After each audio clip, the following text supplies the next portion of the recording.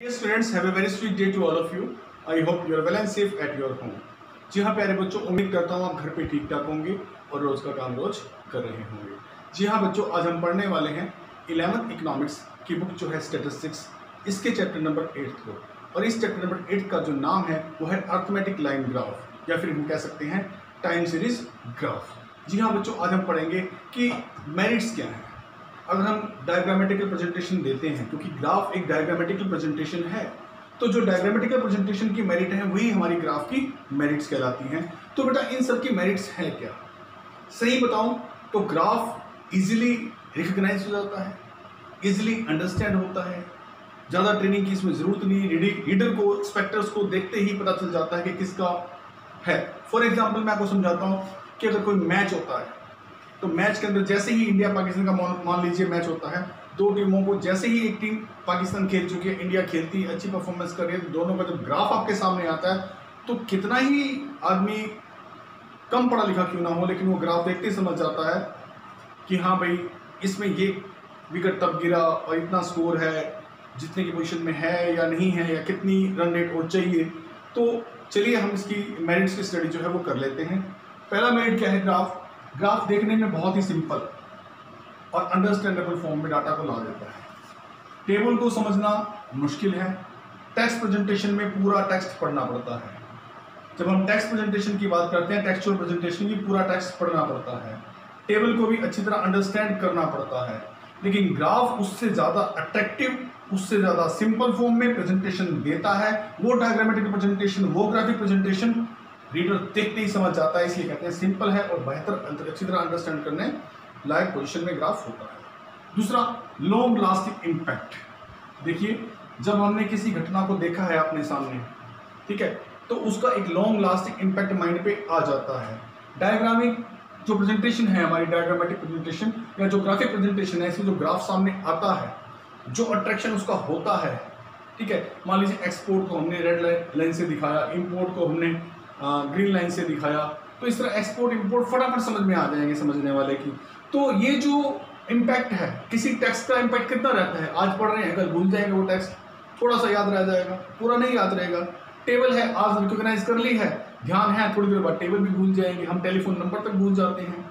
लेकिन जो impact graph का होता है, जो इम्पैक्ट डायग्राम का होता है, वो लॉन्ग लास्टिंग माइंड पे रहता है और वो इतनी जल्दी भूलता नहीं है। क्योंकि पिक्चर से पढ़ना, हमारी वैसे भी स्टडी जो ऑडियो विजुअल स्टडी होती है, जिसमें हम सुनते भी हैं और देखते भी हैं, वो ज़्यादा इम्पैक्ट होती है। ये एक साइंटिफिक प्रूव है कि लॉन्ग लास्टिंग इम्पैक्ट जो है डायग्राम का या ग्राफ का माइंड पर लंबे समय तक रहता है और वो ज़्यादा अंडरस्टैंडेबल और अट्रैक्टिव फॉर्म में होती है। नो नीड ऑफ ट्रेनिंग, किसी ट्रेनिंग की जरूरत नहीं ग्राफ पढ़ने के लिए, किसी स्पेशल नॉलेज की जरूरत नहीं ग्राफ पढ़ने के लिए। रीडिंग द ग्राफ को देखते ही समझ जाते हैं, इतना अट्रैक्टिव इफेक्टिव होते हैं, अट्रैक्टिव फॉर्म में होते हैं। कलरफुल कर दो, आप शेड कर दो, कलर्स कर दो, ग्राफ अट्रैक्टिव भी हो जाएंगे, इफेक्टिव भी हो जाएगी। ऐसी प्रेजेंटेशन देखकर दिल खुश हो जाता है। पेंटिंग ज़्यादा खूबसूरत है या लिखा हुआ टेक्स्ट ज़्यादा खूबसूरत है? पेंटिंग खूबसूरत है। ये पेंटिंग की तरह ही ड्रॉ करते हैं तो ये ज़्यादा खूबसूरत होते हैं, देखने में अट्रैक्टिव एंड इफेक्टिव होते हैं, ज़्यादा प्रभावी होते हैं। जी हाँ, तभी तो कहते हैं कि लॉन्ग लास्टिंग इम्पैक्ट माइंड पर आ जाता है। आगे है a quick comparative at a glance. At a glance का मतलब है एक नजर में हम कंपेयर कर लेते हैं। इंडिया पाकिस्तान का मैच चल रहा है, लास्ट 2-3 ओवर्स रह गए हैं, इंडिया के जीतने की संभावनाएं हैं। जैसे ही ग्राफ सामने आता है, पता है कि 4 बॉल में 2 रन चाहिए, फटाफट समझ में आ जाता है। ये तो मैंने आपको डिस्क्रिप्शन बता दिया कि यहाँ ये है, वो है, ये इंडिया जीतने वाला है, कुछ है। लेकिन अगर वहाँ ग्राफ आ जाए सामने तो ग्राफ किसी स्पीकिंग का मोहताज नहीं होता। एट ए ग्लांस, एक नजर पड़ते ही आदमी समझ जाता है कि क्या कब हुआ था, किसकी विकेट कितनी गिरी है, रेड डॉट से बॉल दिखाई देती है, कितनी विकेट्स गिरी हुई हैं, सब कुछ एट ए ग्लांस एक नज़र में देखा जा सकता है ग्राफ में। तो क्विक कंपैरिजन हम कर सकते हैं, who will be the winner of the match. Graph informative होते हैं, काफ़ी सूचनाएं हमें दे देते हैं, काफ़ी इंफॉर्मेटिव होते हैं और एंटरटेनमेंट करते हैं। किसका? अगर मैं कहूँ कि मैं नया स्टेटिस्टिक्स का स्टूडेंट बनाऊँ, जैसे कि आप बने हैं, जो स्टेटिस्टिक्स के नए स्टूडेंट होते हैं, जब वो बार डायग्राम जब आपने बनाया, जिनको तो ड्राइंग में बिल्कुल इंटरेस्ट नहीं है, उन्होंने तो शायद पहले डरे भी होंगे, स्केल उठाते हुए, सीधी लाइनें लगाते हुए, अट्रैक्टिव दिखाते हुए। लेकिन जिनका थोड़ा भी ड्राइंग में इंटरेस्ट है, वो न्यू जो स्टूडेंट्स हैं, कितने खुश होंगे। कितना एंटरटेन करते हैं जब वो ग्राफ को बनाते हैं। एक समझ उनको, एक नॉलेज, एक प्रैक्टिस उनको, एक्सरसाइज उनकी होती है, समझ में आता है, उनको अच्छा लगता है। इस तरह से बेटा जब भी हम डायग्रामेटिक प्रेजेंटेशन बनाते हैं, सुंदर पिक्चर बनती है हमारे सामने, ब्यूटीफुल पिक्चराइजेशन होता है हमारे सामने, ग्राफिक आती है हमारे सामने, सब डिवाइडेड बार डायग्राम, कितने आप समझ सकते हैं मैं क्या कहना चाहता हूँ। तो वो ज़्यादा इंफॉर्मेटिव और एंटरटेनमेंट करते हैं। किसका? न्यू स्टूडेंट्स का, न्यू कमर्स का ज़्यादा स्वागत होता है, वो ज़्यादा एंटरटेनमेंट कर पाते हैं, क्योंकि जब वो बनाते हैं वो खुशी, उनके मन की खुशी को वही पहचान सकते हैं।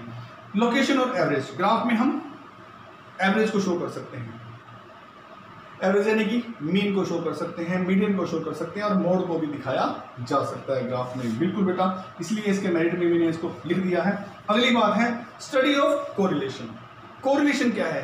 दो वेरिएबल का आपस में संबंध है। समझाता हूं। एक पर्सन को बुखार है, उसे बुखार की मेडिसिन देगी ठीक होने की, तो उस पर्सन के बुखार, एक एलिमेंट एक्स, दो वेरिएबल को, दो अलग अलग वेरिएबल को हम लोग कोरिलेशन उनका जज करते हैं। कैसे? दो वेरिएबल के बीच में जब उनको स्टडी करते हैं, उनके कंपेयर की स्टडी करते हैं, तो वो कोरिलेशन कहलाता है। आपस में उनका क्या रिलेशन है, उसे कोरिलेशन कहते हैं। हमने एक ऐसी ड्रग दी जो उसको बुखार था, मलेरिया था, उसको कुनैन की ड्रग दे दी और उसको बुखार उतर गया। इसका मतलब है उनमें कोई संबंध था, दवाई में और उसके बुखार में कोई संबंध था।